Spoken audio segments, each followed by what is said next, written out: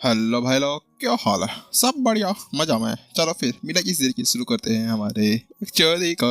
विपिन की है ना मालिक, वास्तव में मैं सच कह रहा हूँ। अगर आप वापस जाते हैं ना तो ये कुछ इस प्रकार से है कि आप खुद के पिछवाड़े के ऊपर लात मारवाना चाहते हैं। वास्तव में उस जगह पर अगर मैं वापस से चला जाता हूँ ना तो उसके बाद में तो मेरी यहाँ पर हाथ अलग और पैर अलग चले जाएंगे। पिछली बार तो यहाँ पर मैं अपने आप को बचाकर इस तरह से भागा था जिसके साथ में दोबारा उस तरफ गया तक नहीं हूँ। अगर आप कहें ना कि यहाँ पर मैं फिर से एल्डर राजू के साथ में जो आपके साथ में पहले आए थे उनसे लड़ लूं तो ठीक है, मैं उनसे लड़ लूंगा। लेकिन वास्तव में यहाँ पर इस जगह पर मैं उन सार्कों से तो ना बनना। आखिरकार वो 3 सार के हैं, तीन सार के इतना पावरफुल है जिसके साथ में तो हम लोग उसका कुछ बिगाड़ भी नहीं सकते हैं। और जो एल्डर मेरे साथ पहले लड़ रहा था, अगर वो वहां पर पीछे चला जाता है तो उसके साथ में पता भी नहीं चलेगा कि उसके पिछवाड़ा कहाँ गया और उसके हाथ और गर्दन कहाँ पर चले गए हैं। तो वही उसकी बात सुनने के साथ में ही जब ब्लैक बैग कछुआ वो सारी कहानियां सुना रहा था तो विपिन के तो रोंगटे खड़े हो गए थे। उसको तो सर्दी से लगने लगी थी। ऐसा लग रहा था बेचारे की यहाँ पर जान निकल जाएगी।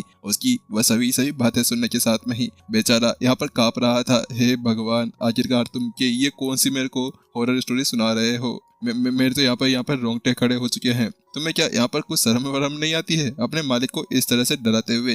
विपिन जानता था कि यहाँ पर वो उच्च अमर का सामना तो कर सकता था। हाँ, चाहे से उसके लिए यहाँ पर 5 उच्च अमर भी आ जाए, लेकिन अगर वहां पर ये अर्ध दिव्य वाले 3 जानवर आ जाते हैं तो उसकी भी यहाँ पर भूख मिटाने के लिए वह काफी नहीं होगा।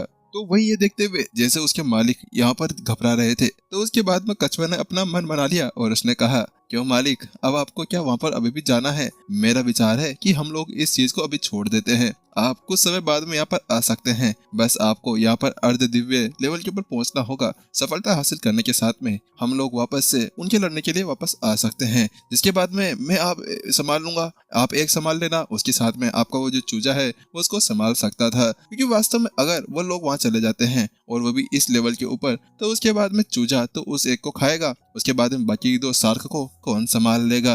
तो वही जब यहाँ पर कछुआ ये सब बातें कर रहा था तो विपिन भी एक गहरी सोच के अंदर था। गहरी सोच के बाद में वो बाहर निकलता है और कहता है, ठीक है, मैंने सोच विचार कर लिया है। एक काम करो कि तुम थोड़ी देर के लिए पोटली के अंदर चले जाओ। जब मुझे तुम्हारी यहाँ पर जरूरत होगी मैं तुम्हें यहाँ पर बाहर निकाल लूंगा। इस समय मैं वहां पर जाकर केवल देखना चाह रहा हूँ कि आखिरकार यहाँ पर माजरा क्या है, क्या चल रहा है, क्या नहीं चल रहा है। और इसकी चिंता मत करो, मैं अपने आप को छिपा कर वहां पर जाऊंगा, क्योंकि इसके अलावा और कोई दूसरा चारा बिल्कुल भी नहीं है। बात कुछ ऐसी थी कि वो ब्लैक बैग कछुए को बाहर निकाल कर तो ऐसे जा नहीं सकता था। यहाँ पर वह चोरी चुपके यहाँ पर इधर उधर जाना में बहुत ज्यादा ही माहिर था। आखिर उसका सामना तो कोई और बिल्कुल भी नहीं कर सकता था और वो अपनी स्वर्ग की एनर्जी का यूज करते हुए अपने आप को इस तरह छुपा सकता था जिसके बाद में तो कोई अर्ध दिव्य भी उसको नहीं ढूंढ पाए। इसके साथ में वह ब्लैक बैग कछुए को स्टोरेज रिंग के अंदर वापस से रख लेता है। पोटली के अंदर रखने के साथ में यहाँ पर ब्लैक बैग कछुआ भी जानता था कि वह अब अपने मालिक को इतना सब कुछ बताने के बाद में भी कुछ नहीं समझा सकता था।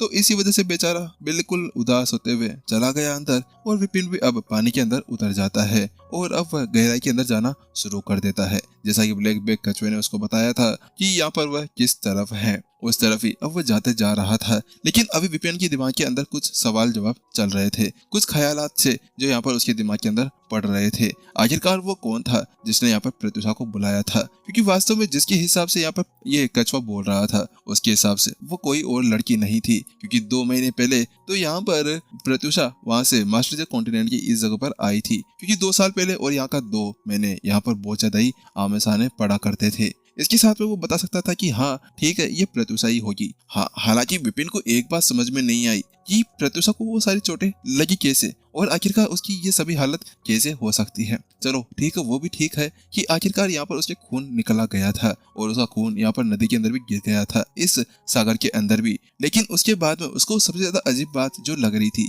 वो ये थी कि आखिरकार यहाँ पर उसको बुलाने वाला कौन था। लेकिन अब विपिन इसके बारे में जानने का केवल एक ही तरीका था कि वह उस जगह पर जाए और वहां जाकर इसके बारे में पता लगा सके, क्योंकि इसके अलावा तो और कोई दूसरा चारा बचा नहीं था। उसके बाद में विपिन जल्दी से अपने पेंडेंट के ऊपर अपना हाथ रखता है और उस पेंडेंट के ऊपर हाथ रखते हुए यहाँ पर उस डायरेक्शन के अंदर जाने लगता है जिस डायरेक्शन के अंदर उसको उस ब्लैक बैग कछुए ने बताया था। लेकिन जैसे जैसे वो आगे की तरफ जाता जा रहा था वैसे वैसे जो उसका वो पेंडेंट था वह धीरे धीरे हल्की हल्की गर्मी महसूस करते जा रहा था। जल्द ही अब वो उसी का पीछा करते हुए आखिरकार यहाँ पर एक गहरी सी काली सी दिखने वाली खाई के अंदर पहुंच जाता है, जो समुद्र के गहराई के अंदर जा रही थी। उसका अंत तो यहाँ पर देखना बहुत ज्यादा मुश्किल हो गया था।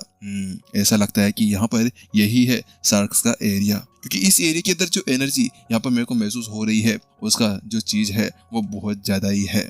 जो खून है वो भी आसपास में कहीं पे गिरा हुआ होगा, लेकिन आखिरकार मुझे ऐसा लगता है कि अभी तक भी शायद उसकी खून की बूंद गिर सकती है। उसके साथ में विपिन अब अपने आप को और अच्छे से छिपाता है और वो बिल्कुल शांति से किनारे किनारे चिपकते हुए यहाँ पर नीचे की तरफ जाने लगता है। वो खाई के अंदर बीच में नहीं जाना चाह रहा था, वो बिल्कुल वहां पर मूंगे की चट्टानों के आसपास में जाते हुए उनके सहारे वो आगे बढ़ते हुए जा रहा था, ताकि यहाँ पर किसी को भी ये पता ना चले कि अभी विपिन वहां पर आ रहा था। वो और ज्यादा गहराई के अंदर चले जाता है। जैसे जैसे वो गहराई के अंदर जाता जा रहा था, वैसे वैसे ही यहाँ पर आसपास में जो एनर्जी थी वो बढ़ते हुए जा रही थी। विपिन एक जगह पर जाकर रुक जाता है। वो अपने आप को मूंगे की चट्टानों के अंदर छुपा लेता है और वहां पर छुपाने के साथ में ही वह बहुत सी चीजों को वहां पर देखने लगता है।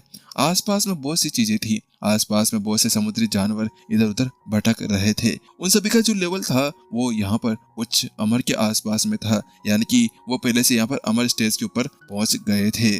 विपिन जब यहाँ पर आ रहा था तो उस वक्त यहाँ पर उसने बीच में कछुए से बात भी की थी और उसके साथ में कछुए ने उसको ये बताया था कि यहाँ पर जब वो आया था तो उन 3 शार्कों ने उसको अपना पालतू जानवर बनाने की कोशिश की थी, लेकिन मैंने उसके लिए मना कर दिया था। तो इसकी वजह से यहाँ पर उन लोगों ने मेरे को मारने की कोशिश की, लेकिन वो तो मेरी स्पीड अच्छी थी जिसकी वजह से मैं वहां से निकल पाया। लेकिन जब विपिन यहाँ पर थोड़ी देर वेट करता है तो उसके साथ में उसको कुछ नहीं मिलता है। मुझे ऐसा लगता है कि मुझे और ज्यादा आगे जाकर देखना होगा, क्योंकि इस जगह पर तो मुझे ऐसा कोई कुछ खास मिल नहीं रहा है। उसके बाद में विपिन अपने आप को फिर से छिपते छिपाते नीचे की तरफ जाने लगता है। हालांकि जैसे जैसे यहाँ पर वह गहराई के अंदर जाते जा रहा था, वैसे वैसे आसपास की जो एनर्जी थी, जो आसपास का पानी था, उसके अंदर एनर्जी की मात्रा और भी ज्यादा बढ़ती हुई जा रही थी। 2000 मीटर और अंदर जाने के साथ में ही अचानक से आसपास में जितनी भी चीजें थी, जितने भी जानवर बाहर घूम रहे थे, वह सारे सारे गायब हो गए। मानो जैसे कि यहाँ पर अभी शार्क का राज था और उनके लोगों की बिल्कुल ही हिम्मत नहीं हो रही थी कि वह लोग किसी तरह से यहाँ पर आ सके। विपिन उसके पास में जल्दी से अपनी आई ऑफ इनसाइट को एक्टिवेट करता है और पूरी की पूरी खाई को स्कैन करने लगता है। हालांकि जब वो आगे की तरफ देखता है तो आई ऑफ इनसाइट से पता चलता है कि एक जगह से बहुत ज्यादा ही खतरनाक तरीके से एनर्जी बाहर निकल रही थी। तो ये है वो जगह जिसके बारे में यहाँ पर ब्लैक बैक कछुआ बातें कर रहा था। मुझे यहाँ से वो एनर्जी महसूस हो रही है। उसके साथ विपिन पेंडेंट को भी देखता है तो पेंडेंट भी पहले से बहुत ज्यादा गर्म हो चुका था, जिसका मतलब यह था कि यहाँ पर प्रत्युषा से रिलेटेड कोई ऐसी चीज यहाँ पर आसपास में थी जिसके साथ में वो यहाँ पर उसके बारे में पता लगा सकता था। लेकिन आखिरकार यहाँ पर ये एनर्जी इतनी ज्यादा निकल कैसे रही है, विपिन को यहाँ पर समझ में नहीं आया। क्या ऐसा हो सकता है कि वास्तव में यहाँ पर अभी तक खून की कुछ बूंदे यहाँ पर आसपास में इकट्ठा हो, क्योंकि ये खून की जो बूंद थी, इसके अंदर से जो एनर्जी बाहर निकल रही थी, वास्तव में वो बहुत ही ज्यादा थी।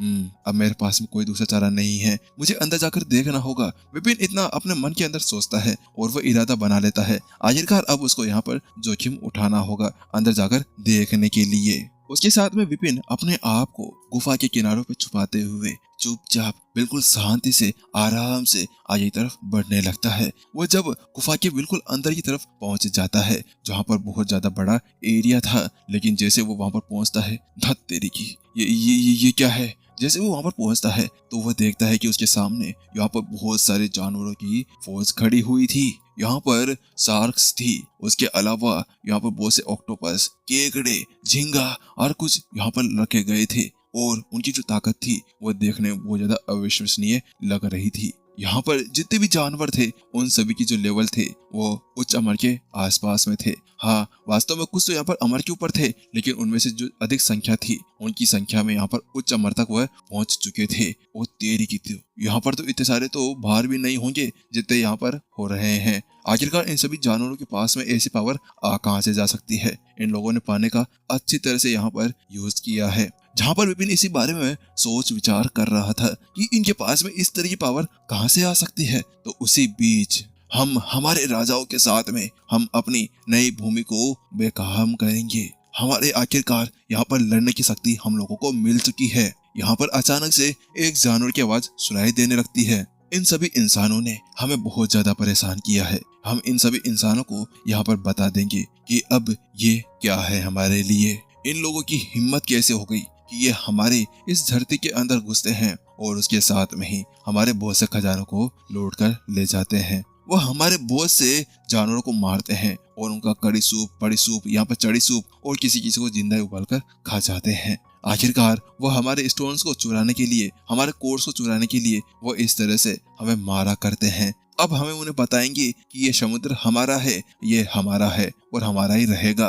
आखिरकार हम है इस समुद्र के मालिक। यहाँ पर वह जो बीस्ट था वह जोर जोर से चिल्लाकर ये सब कुछ कह रहा था। उसके साथ में विपिन देखता है तो वो पाते हैं कि यहाँ पर जो बीस्ट, जो जानवर थे, वो यहाँ पर अभी 3 शार्कों के सामने बैठे हुए थे। वो जो 3 शार्क थे यहाँ पर सिंहासनों के ऊपर बैठे थे। वह एक स्टेज था और उनके जो सिंहासन थे वह यहाँ पर पथरीली जमीन से बनाए गए थे और उनके सर के ऊपर ताज रखा गया था। वह दिखने में बहुत ज्यादा ही खतरनाक लग रहे थे। वास्तव में उनकी जो पावर थी वो बहुत ज्यादा ही खतरनाक थी। उसके बीच में तो यहाँ पर एक रेड शार्क बैठी थी, साइड में एक ब्लू और साइड में एक ग्रीन शार्क थी। उनका कलर और उनकी ताकत अलग अलग स्तर के ऊपर पहुंची गई थी, लेकिन विपिन एक नजर के अंदर बता सकता था कि ये अर्ध दिव्य तक पहुंच चुके हैं। आज मैं आप सभी को यहाँ पर कुछ बताना चाहता हूँ। उसके साथ में यहाँ पर जो रेड शार्क जो बीच के अंदर बैठी हुई थी वो उठती है और वह अपने सामने देखते हुए कहती है, इंसानों ने यहाँ पर हमें बहुत ज्यादा दुख दिया है।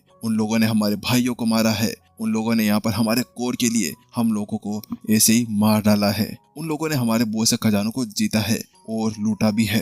अब हम उन्हें ये बताएंगे कि आखिरकार उन लोगों ने कितनी बड़ी गलती कर दी है। इसके अंदर जो सबसे ज्यादा है वह है स्टार चेजर्स पैलेस। उसने तो हमें बहुत सारी जगह से मारा पीटा है, हमारे बहुत सा खून बहाया है, उसके साथ में हमारे बहुत सी चीजों को लूटा भी है। इसी वजह से अब से हम उनको ये बताना चाहेंगे कि हम कोई कम नहीं है। जैसे यहाँ पर वो ये शब्द कहता है तो उसके साथ में ही हाँ, हम आपके साथ में है राजा, हम आपके साथ में है। हम यहाँ पर उन सभी इंसानों को एक अच्छा सबक सिखाएंगे जरूर। उसके साथ में वह सभी झकारे लगाने लगते हैं। हजारों वर्ष हो गए थे, हजारों वर्षों से ये इंसान उनको परेशान करते हुए आ रहे थे, लेकिन जब अब उनके पास में 3 दिव्य जानवर आ चुके थे तो उनके पास में भी उनका हौसला, उनकी ताकत आ चुकी थी। उसके बाद वो लोग ये बता सकते थे कि हम किसी से कम नहीं, हम के आगे आओगे तो तुम बम बनकर उड़ जाओगे।